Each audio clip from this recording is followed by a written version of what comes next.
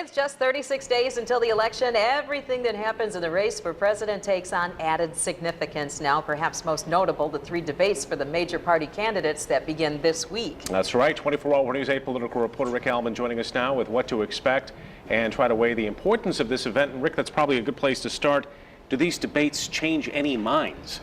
The short answer is probably no, because for the most part, these debates will reinforce what people already think. If you're leaning toward a candidate, it's likely a debate will just confirm what you've already been thinking. That is more or less the history, with the exception of one notable group of voters undecided in swing states. And that now more than ever may be important, because there are about 8 to 12 states that will almost certainly pick the next president, and the debates, particularly this first one, could have a big impact depending on how it goes. So debates can certainly spell big moments for some candidates. What are some of those examples? Do you think we'll see anything like that next week? Well, who knows about that? I think the potential is there because there's a lot on the line, but the history of these things is pretty much part of political lore. Richard Nixon, John Kennedy, where the radio audience thought Nixon prevailed. The television audience saw a completely different picture, a nervous-looking Nixon who needed a shave up against the calm Kennedy. Kennedy, of course, went on to win the race.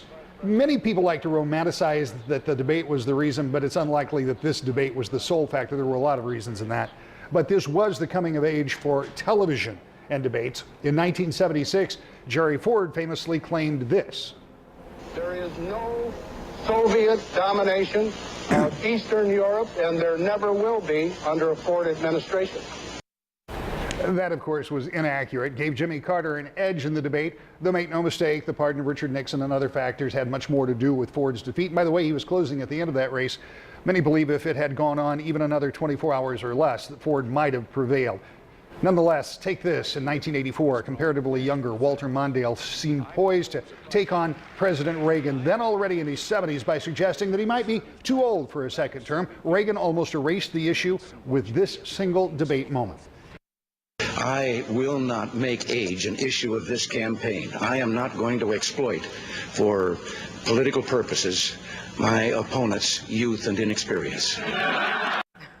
Reagan went on to win the electoral vote 525 to 13. Talk about style versus substance and the danger of going for that zinger. Yeah, that can be really dangerous, particularly if you try too much, if you try too hard. But it's a lot about style. It's a lot about the way people act while they're up there. Remember back in 2000, it was Al Gore who looked kind of disdainful, rolling his eyes when George Bush was talking. Probably didn't help his case in what turned out to be one of the closest presidential races in history. Then in 2004, it was Bush who looked bored and seemed like he was in a hurry to get out of there, didn't want to be in the debates. And again, that's what a lot was talked about when the debate was over. So it is a lot about style. Who do you think has the most to lose or gain? Well, I think you'd make the case either way, but I think Mitt Romney clearly has the most to gain or to lose in this. He's had a bad couple of weeks. He has slipped, so now he needs to go in. He obviously wants to talk about the domestic policy issues. He has to handle them well.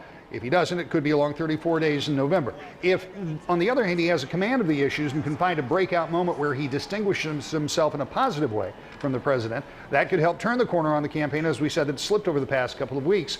So for President Obama, the task is to stay engaged, don't look bored, make sure you hit all your marks on all the questions, and for both. Every answer is going to be dissected and rehashed for 48 hours, perhaps longer. So if you mess up on Wednesday, I promise you, you'll still be dealing with this on the Sunday shows.